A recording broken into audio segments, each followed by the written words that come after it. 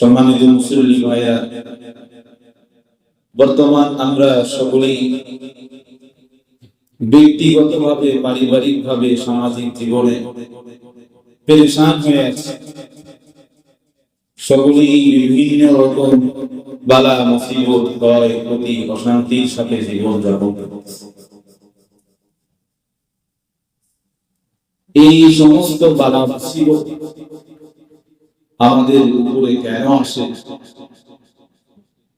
এটা যদি আমরা কোরআন এবং হাদিসের দিকে লক্ষ্য করি, তাহলে কোরআন এবং হাদিস থেকে জানা যায় যে এটা আমাদের কর্মের কারণে। পবিত্র কোরআন কারীমের সূরা আশ-শুআরা 30 নম্বর আয়াতে রব্বুল কারীম বলেন, وما أصابكم من مصيبة فبما كسبت أيديكم। রব্বুল আলামিন বলেন, তোমাদের উপর যে সব বিপদ আপদ আসে এটা তোমাদের কর্মের ফল। ফাবিমা কাসাবাত আইদিকুম, এটা তোমাদের কর্মের ফল। ওয়া ইয়াফু আন কাসীর, আল্লাহ রাব্বুল আলামিন তো তোমাদের অনেকগুলো গুনাহ এমনিতেই মাফ করে। ওয়া ইয়াফু আন কাসীর, ইয়াফু মানে গুনাহ, কাসীর মানে অধিক। তোমাদের অসংখ্য অগণিত গুনাহ আল্লাহ তাআলা এমনি মাফ করে দেন। তো আল্লাহ তাআলা বললেন যে তোমাদের উপরে যে সমস্ত বালা মুসিবত আসে এটা কার জন্য? এটা তোমাদের জন্য, এটা তোমরা কর্ম করছো, এর ফল হিসাবে এই মুসিবতগুলো তোমাদের উপরে আসে। হাদিসের মধ্যে বলা যায়, রাসূল করিম সাল্লাল্লাহু আলাইহি ওয়াসাল্লাম বলেন,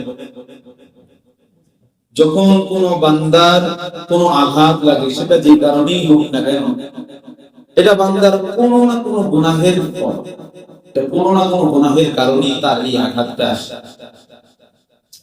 হাদিসেও আসে যে আল্লাহ রাব্বুল আলামিন তোমাদের অনেকগুলো গুনাহ এমনি মাফ করে দেন।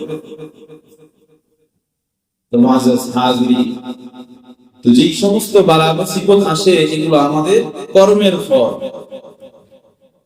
আর গুনাহের কারণে মানুষ নিজের ব্যক্তিগত জীবনে 4 রকম ক্ষতির সম্মুখীন। কয় রকম? 4 রকম ক্ষতির সম্মুখীন হয় ব্যক্তিগত জীবনে। 1 নম্বর হচ্ছে গুনাহের কারণে রিজিকের মধ্যে বেবরকতি চলে আসে। আমাদের যে রিজিক আছে, আল্লাহ তাআলা আমাদের যে রিজিক দান করেছেন, এই রিজিকের মধ্যে কোনো বরকত থাকে না যখন আমরা গুনাহের কাছে, যখন আমরা গুনাহ করব, ধীরে ধীরে এই রিজিকের মধ্যে আল্লাহ তাআলা বরকতটাকে উঠাই নেন। রাসূল করিম সাল্লাল্লাহু আলাইহি ওয়াসাল্লাম বলেন, ইন্নার রাজুলা লা ইয়াহরামু রিজকা বিযাববি ইউসিবুহু। রাসূল বলেন, নিশ্চয়ই বান্দা নিজের গুনাহের কারণে রুজি থেকে মাহরুম হয়ে যায়।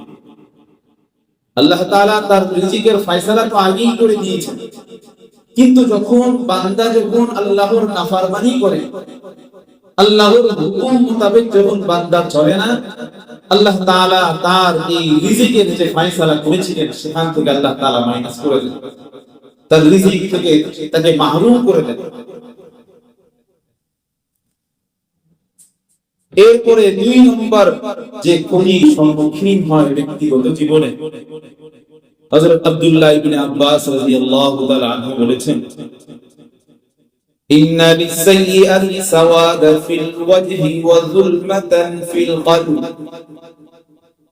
হযরত আব্দুল্লাহ ইবনে আব্বাস রাদিয়াল্লাহু তাআলা আনহু বলেন, নিশ্চয়ই গুনাহের কারণে মানুষের চেহারা কালো হয়ে যায়। যখন বান্দা গুনাহের কাজ করে, বান্দার চেহারা থেকে আল্লাহ তাআলা নূরটা কি উঠায় নেন, নূরটা কি করে নেন? উঠায় নেন। ইন্না লিস-সাইয়্যাতি সাওয়াদা ফিল ওয়াজহ, ওয়াজহুল মানে চেহারা, সাওয়াদা মানে কালো, তার চেহারাটাকে আল্লাহ তাআলা কালো করে দেন, নূরটা কি উঠায় নেন। একজন মানুষ যখন গুনাহের কাজের মধ্যে সে লিপ্ত থাকে, তার চেহারা দেখলেই বুঝা যায়। একজন মানুষ যখন মিথ্যার আশ্রয় নেয়, তখন তার চেহারার দিকে তাকাইলেই বুঝা যায়। তার চেহারায় সেই নূরটা থাকে না। আর একজন মানুষ যখন নেক কাজ করে আল্লাহ তাআলার দেখানো পথে সে যখন চলে, রাসূলের সুন্নাহ অনুযায়ী যখন তার জীবনকে সে গড়ায়, তার চেহারার মধ্যে এমন একটা নূর থাকে, সে যতই কালো হোক না কেন তার চেহারার মধ্যে একটা সুন্দর, তার চেহারা দেখলে মনে একটা শান্তি চলে আসে। একজন আল্লাহ ওয়ালার দিকে তাকাবেন, একবার যখন তাকাবেন আরেকবার তাকাইতে ইচ্ছা করে। আল্লাহ তাআলা তাদের চেহারার মধ্যে নূর দিয়ে দেন। পক্ষান্তরে যারা গুনাহগার, যারা গুনাহের মধ্যে লিপ্ত, আল্লাহর নাফরমানির মধ্যে লিপ্ত, তাদের চেহারার মধ্যে কোনো নূর থাকে না, একবার দেখতে আর দেখতে ইচ্ছা করে না। হযরত আব্দুল্লাহ ইবনে আব্বাস রাদিয়াল্লাহু তাআলা আনহু বলেন, ওয়া যুলমাতান ফিল কলব, এবং তার কলবটা মলিন হয়ে যায়, তার ঈমানটা দুর্বল হয়ে যায়, তার মনের মধ্যে কোনো সাহস থাকে না, তার মনের মধ্যে ঈমানের কোনো জোর থাকে না, এতটাই দুর্বল হয়ে যায়। মুআজ্জাজ হাজিরিন, এরপরে গুনাহের কারণে ব্যক্তিগত জীবনে দ্বিতীয় নম্বর যে ক্ষতির সম্মুখীন হয় মানুষ, সেটা হচ্ছে গুনাহগার মানুষকে আল্লাহ রাব্বুল আলামিন ঘৃণা করেন, এবং আল্লাহ তাআলার নির্দেশে হযরত জিবরাইল আলাইহিস সালাম সহ সমস্ত ফেরেশতারা তাকে ঘৃণা করে, এবং গোটা বিশ্বের যত মাখলুক আল্লাহ তাআলা রয়েছে, আল্লাহ তাআলার যত মাখলুক রয়েছে, সমস্ত মাখলুক যত সৃষ্টি রয়েছে, সমস্ত সৃষ্টি তাকে ঘৃণা করে। যে গুনাহগার, আল্লাহ তাআলার সমস্ত সৃষ্টি তাকে ঘৃণা করে। এই হলো গুনাহের কারণে মানুষের ব্যক্তিগত জীবনের যে ক্ষতি, 3 নম্বর ক্ষতি হলো এই। মুআজ্জাজ হাজিরিন, এরপরে 4th নম্বর যে ক্ষতির সম্মুখীন হয়, রব্বুল আলামিন কোরআনুল কারীমের মধ্যে বলেন, উলাইকা ইয়ালআনুহুমুল্লাহু ওয়া ইয়ালআনুহুমুল লাঈনুন। আল্লাহ রাব্বুল আলামিন কাফেরদেরকে এবং গুনাহগারদেরকে আল্লাহ তাআলা অভিশাপ দেন, আল্লাহ তাআলার লানত, আল্লাহ তাআলা কাফেরদের উপরে লানত করেন, এবং যারা গুনাহগার আল্লাহ তাআলা তাদের উপরে লানত করেন, এবং সমস্ত মাখলুকাত তাদেরকে অভিশাপ দেন। তা একজন গুনাহগার, সে রব তাকে অভিশাপ দেন, সে অভিশপ্ত একজন প্রাণী, সমস্ত মাখলুকাত তাকে অভিশাপ দিয়ে। মুআজ্জাজ হাজিরিন, তো এই জন্য সে তার ব্যক্তিগত জীবনে বালা মুসিবত, পরিবারে অশান্তি, শারীরিক অসুস্থতা, বিভিন্ন রকম বালা মুসিবতের মধ্যে সে পড়ে যায়।